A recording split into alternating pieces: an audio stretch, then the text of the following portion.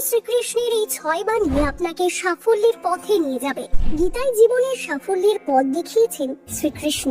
এত হাজার বছর পরেও গীতার বাণী জীবনে সঠিকভাবে মেনে চলতে পারলে জীবনে সুখ ও সাফল্য লাভ করা সম্ভব। জেনে নিন গীতায় বর্ণিত শ্রীকৃষ্ণের 5 বাণী। মহাভারতের অন্যতম অঙ্গ হলো শ্রীমদ্ ভাগবত গীতা। কুরুক্ষেত্রের যুদ্ধ শুরু হওয়ার ঠিক আগে অর্জুন নিজের আপনজনদের বিরুদ্ধে যুদ্ধ করবেন না বলে ঠিক করে অস্ত্র নামিয়ে রাখেন। তখন শ্রীকৃষ্ণ তাকে জীবনের সঠিক দিশা দেখান, কর্তব্যের আসল অর্থ বোঝান। এত হাজার বছর পরেও গীতার বাণী আজও আমাদের জীবনে একইভাবে প্রযোজ্য ও উপযোগী। শ্রীমদ্ ভাগবত গীতায় জীবনের আসল অর্থ ব্যাখ্যা করেছেন শ্রীকৃষ্ণ। গীতার বাণী সঠিকভাবে অনুসরণ করতে পারলে সাফল্যের পথের সন্ধান পাওয়া যায়। সেই কারণে আমাদের প্রত্যেকেরই গীতা পাঠ করা জরুরি। বংবাণী পেজের আজকের ভিডিওতে আজ আমরা সেখান থেকে গীতার মূল 5টি বাণী তুলে ধরব। শ্রীকৃষ্ণের এই 5 বাণী জীবনের সাফল্যের সন্ধান দেয়। যখনই আপনি জীবনে সংকট বা সংশয়ের মুখে পড়বেন, তখনই গীতার বাণী আপনাকে আশ্রয় দিতে পারে। জেনে নিন গীতায় এই 5 বাণীর কথা। 1.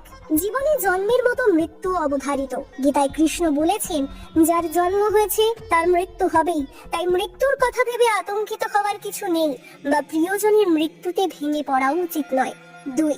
কোনো মানুষের সবাইকে সন্দেহের চোখে দেখার একটা প্রবণতা থাকে। কোনো কারণ ছাড়াই এরা সবাইকে সন্দেহ করে, কিন্তু যারা অন্যকে সন্দেহ করেন তারা জীবনে কখনোই খুশি হতে পারেন না। অন্যকে সন্দেহের চোখে দেখলে সম্পর্কের ভালোবাসা ও পারস্পরিক আস্থা নষ্ট হয়ে যায়। তাই গীতায় শ্রীকৃষ্ণ অকারণ সন্দেহ ত্যাগ করার পরামর্শ দিয়েছেন। 3. ঈশ্বর আপনাকে সব সমস্যা থেকে মুক্ত করতে পারেন, সেই কারণে সব সময় নিজের সব কাজে ঈশ্বরকে স্মরণ করুন। গীতায় শ্রীকৃষ্ণ বলেছেন, যে ব্যক্তি ঈশ্বর চিন্তা করে জীবন কাটান, তিনি মৃত্যুর পর সরাসরি ঈশ্বরের কাছে পৌঁছে যান। 4. আপনি যদি বুদ্ধিমান হন তাহলে নিজের বুদ্ধি কোনো ভালো কাজে ব্যয় করুন। নিজের বুদ্ধি কখনোই কোনো খারাপ কাজে ব্যবহার করবেন না। কোনো ষড়যন্ত্রে কখনোই নিজেকে লিপ্ত করবেন না। স্বার্থহীনভাবে সমাজের ভালোর জন্য কিছু করুন। এর ফলে আপনি সমাজে যেমন মান সম্মান পাবেন, তেমনি নিজের মনে প্রসন্নতা অনুভব করবেন। 5. গীতায় শ্রীকৃষ্ণ অর্জুনকে সব রকম আসক্তি থেকে মুক্ত হওয়ার পরামর্শ দেন। কারোর প্রতি অকারণ মুগ্ধতা কখনোই কাজের কথা নয়। বিশেষ করে নিজের শরীরের প্রতি কোনো রকম টান থাকা ঠিক নয়। এই নশ্বর দেহ একদিন পঞ্চভূতে বিলীন হয়ে যাবে, তাই শরীরের প্রতি কোনো রকম মোহমায়া রাখবেন না।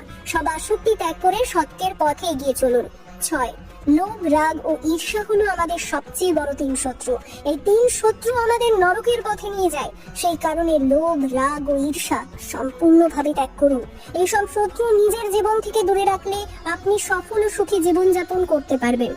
ভিডিওটি ভালো লেগে থাকলে লাইক, কমেন্ট এবং শেয়ার করতে ভুলবেন না। আর এরকম ইনফরমেটিভ ভিডিও নিয়মিত পেতে আমাদের বংবাণী ফেসবুক পেজ এবং ইউটিউব চ্যানেলটি সাবস্ক্রাইব করে আমাদের পাশে থাকবেন। দেখা হচ্ছে পরবর্তী ভিডিওতে। সকলে ভালো থাকবেন।